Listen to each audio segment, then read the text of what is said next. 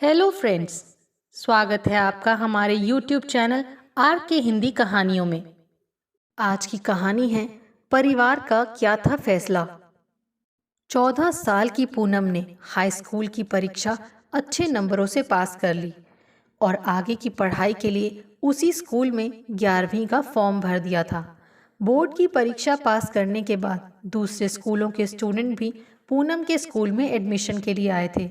पूनम की कक्षा में कई नए छात्र थे। हमारी जिंदगी में रोजाना कई चेहरे आते हैं और बिना कोई असर छोड़े चले जाते हैं, लेकिन जिंदगी के किसी मोड़ पर कोई ऐसा भी आता है जिसकी एक झलक ही दिल की हसरत बढ़ा देती है। कुछ ऐसा ही पूनम के साथ भी हुआ था। उसकी क्लास में मोहित ने भी एडमिशन लिया था। पूनम की उससे दोस्ती हुई तो कुछ ही दिनों में वो उसे दिल दे बैठी थी। फतेहपुर की पूनम और नूरपुर के मोहित दो अलग अलग गांव में पले बड़े थे, लेकिन उनका स्कूल एक ही था और यही दोनों ने एक दूसरे से कुछ वादे किए। पहले तो दोनों के बीच कोई बातचीत नहीं होती थी, सिर्फ नजरें मिलने पर मुस्कुराकर खुश हो जाया करते थे। लेकिन जल्द ही मोहब्बत के अल्फाजों ने इशारों की जगह ले ली, जो एक नया एहसास दिलाने लगी। पहली नज़र में किसी को प्यार होता है या सिर्फ चंद दिनों की चाहत होती है, इसका नतीजा निकालना थोड़ा मुश्किल होता है। लेकिन कुछ नज़रें ऐसी भी होती हैं जो दिलों में हमेशा के लिए मुकाम बना लेती हैं। पूनम ने अपने प्यार का पहले इजहार नहीं किया था, क्योंकि वो प्यार मोहब्बत के चक्कर में नहीं पड़ना चाहती थी। लेकिन कभी कभी ऐसा होता है कि जो ना चाहो वही होता है। पूनम भी इसी चाहत का शिकार हो गई और मोहित से दिल के बदले दिल का सौदा कर बैठी। पूनम और मोहित का प्यार भले ही दो नाबालिगों का प्यार था, लेकिन उनके प्यार में पूरा भरोसा और यकीन था। उसी प्यार की गहराई में डूबकर पूनम सब कुछ छोड़ मोहित का हाथ थामे प्यार में गोते लगाती चली गई। दो प्यार करने वाले भले ही ऊंच नीच दौलत शोहरत ना देखें, लेकिन घर और समाज के लोग ये सब जरूर देखते हैं। इसी ऊंच नीच के फेर में दोनों बुरी तरह फंसकर उलझ गए। पूनम स्वर्ण थी तो मोहित दलित परिवार से ताल्लुक रखता था।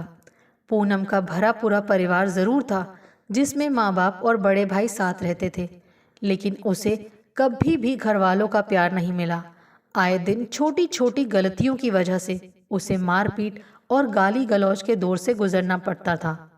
ये सब कुछ वो चुपचाप बर्दाश्त करती थी, लेकिन उसे इस बात की खुशी थी कि स्कूल में उसे मोहित का प्यार मिल रहा था। मोहित को देखते ही उसका सारा दुख दर्द छू मंतर हो जाता था। एक दिन उसने मोहित से अपने साथ की जाने वाली मारपीट की पूरी बात बताई। उसकी कहानी सुनकर मोहित द्रवित हो गया। बाद में एक दिन पूनम और मोहित घर से भाग गए। जिस समय मोहित और पूनम घर से भागे, उस वक्त दोनों ही नाबालिग थे। पहले तो दोनों के घर वालों ने भागने की बात को छिपा लिया, लेकिन उसे कब तक छिपाए रखते। कहते हैं ना कि दीवारों के भी कान होते हैं। देखते ही देखते ये बात पूनम के गांव से होते हुए मोहित के गांव तक जा पहुंची। अब हर ओर उन्हीं दोनों की चर्चा हो रही थी। कुछ लोग इसे सही ठहरा रहे थे, जबकि कुछ का कहना था कि मोहित ने ठीक किया। इससे पूनम के घर वाले अब समाज में सिर उठाकर नहीं बोल सकेंगे। बड़ी दबंगई से दिखाते थे। बेटी ने नाक कटवा कर सारी दबंगई निकाल दी। अफवाहों के भले ही पर नहीं होते, लेकिन परिंदों से भी ज्यादा तेज उड़ती हैं। आसपास के गांव में पूनम और मोहित के भागने की खबर फैल गई। आखिर पूनम के घर वालों ने पुलिस थाने में जाकर मोहित के खिलाफ एफआईआर दर्ज करवा दी। इसके बाद पुलिस उन दोनों को तलाश करने लगी, लेकिन उन्हें कामयाबी नहीं मिली। पुलिस वालों ने दूसरे जिलों के थानों में भी खबर कर दी थी। काफी दिन बाद पूनम और मोहित दिल्ली पुलिस को मिल गए। दिल्ली पुलिस ने उनकी गिरफ्तारी की सूचना संबंधित थाने को दे दी, तो उस थाने की पुलिस दोनों को अपने साथ ले गई। क्योंकि पूनम के पिता मोहित के खिलाफ पहले ही पूनम को भगाने और रेप की एफआईआर दर्ज करवा चुके थे, इसीलिए पुलिस के हत्थे चढ़ने पर पूनम मोहित को लेकर बहुत परेशान थी, क्योंकि उसे मालूम था कि उसके घर वाले पुलिस से मिलकर मोहित के साथ क्या करवाएंगे। इसके अलावा उसकी जिंदगी भी घर में नरक बन जाएगी। यही सोच सोच कर पूनम रो रही थी, क्योंकि उसके बाद जो होना था उसका उसे अंदाजा था। मोहित को पुलिस ने हवालात में डाल दिया और पूनम को उसके घर वालों के सुपुर्द कर दिया, जबकि वो उनके साथ जाना नहीं चाहती थी। वो मोहित के साथ ही रहना चाहती थी, लेकिन मजबूर थी, क्योंकि उन लोगों ने मोहित के खिलाफ मामला दर्ज करवा दिया था। घर पहुंचकर पिता और भाई ने पूनम को जमकर पीटा और उसे धमकाया कि अगर उसने कोर्ट में मोहित के खिलाफ बयान नहीं दिया तो उसे और मोहित को जान से मार डालेंगे। पूनम घर वालों की धमकियों से बहुत डर गई, लेकिन अपने लिए नहीं बल्कि मोहित के लिए वो घर वालों के कहे अनुसार बयान देने को राजी हो गई। घर वालों ने पूनम को दबाव में लाकर कोर्ट में जबरदस्ती बयान दिलवाया कि मोहित उसे जबरदस्ती भगाकर ले गया था और उसने उसके साथ रेप भी किया था। पूनम के लिए ये बहुत ही बुरा दौर था। उसे उसी के पति के खिलाफ झूठी गवाही के लिए मजबूर किया जा रहा था। उसे कुछ समझ नहीं आ रहा था कि उसे प्यार करने की इतनी बड़ी सज़ा क्यों दी जा रही है। एक तरफ पूनम अपने ही घर में रहकर बेगानी थी, तो वहीं दूसरी तरफ मोहित पर पुलिस का सितम टूट रहा था। जब पूनम और मोहित घर से भागे थे तभी उन्होंने शादी कर ली थी। पुलिस ने जब दोनों को दिल्ली से पकड़ा तब मोहित बालिग हो चुका था, जबकि घर से भागे थे तब दोनों नाबालिग थे। पुलिस ने मोहित को कोर्ट में पेश कर जेल भेज दिया। पूनम के घर वालों ने पुलिस से सांठ-गांठ करके मोहित पर अत्याचार करवाकर अपनी बेइज्जती का बदला तो ले ही लिया, साथ ही अपना प्रभाव भी दिखाया। पूनम के घर वालों में से कोई भी उसके साथ हमदर्दी तक नहीं दिखा रहा था।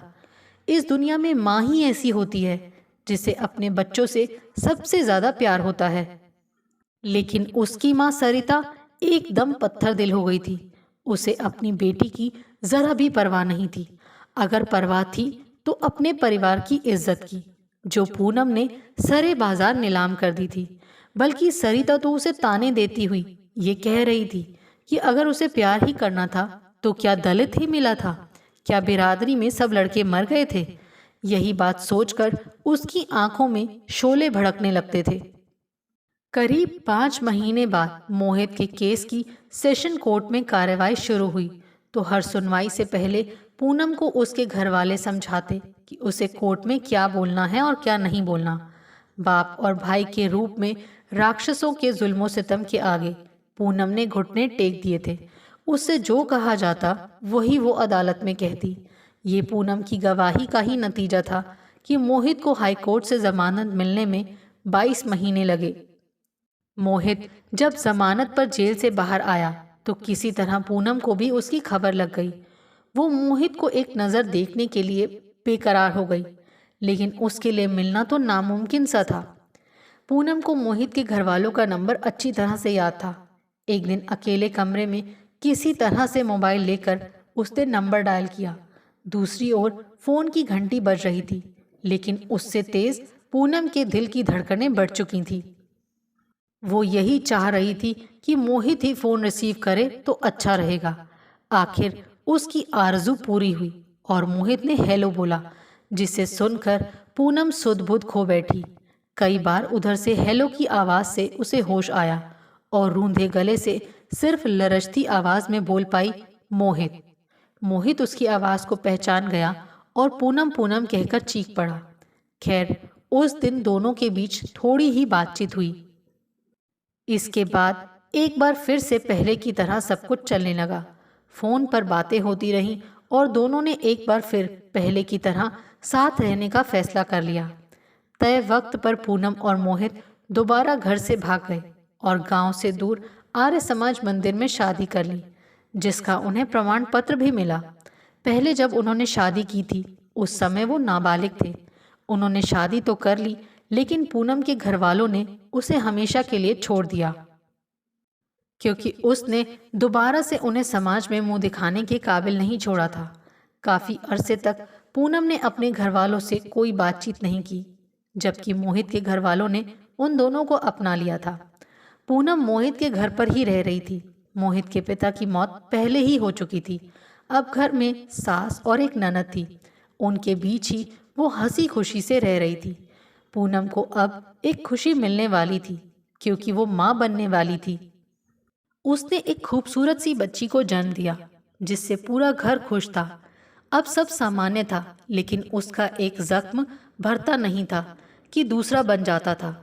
अभी उसकी मासूम बच्ची ने सही तरह से आंखें भी नहीं खोली थी कि उसके ऊपर मुसीबतों का एक और पहाड़ टूट पड़ा। हुआ यूं कि मोहित पर पहले का जो केस चल रहा था उसका फैसला आ गया, जिसमें सेशन कोर्ट ने मोहित को 7 साल की सजा और 5,000 रुपए जुर्माने का आदेश दिया।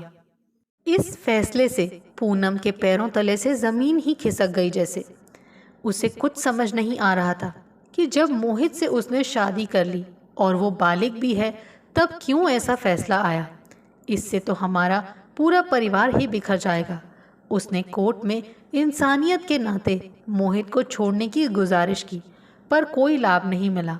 पूनम को अपनी छोटी सी बेटी पर बड़ा तरस आ रहा था, जिसे बिना किसी कसूर के इतनी बड़ी सज़ा मिल रही है, जो उसे 7 सालों तक बाप के प्यार से दूर रहना पड़ेगा। इस दूध मोही की क्या गलती थी जो इसे हमारे किए की सज़ा मिलेगी।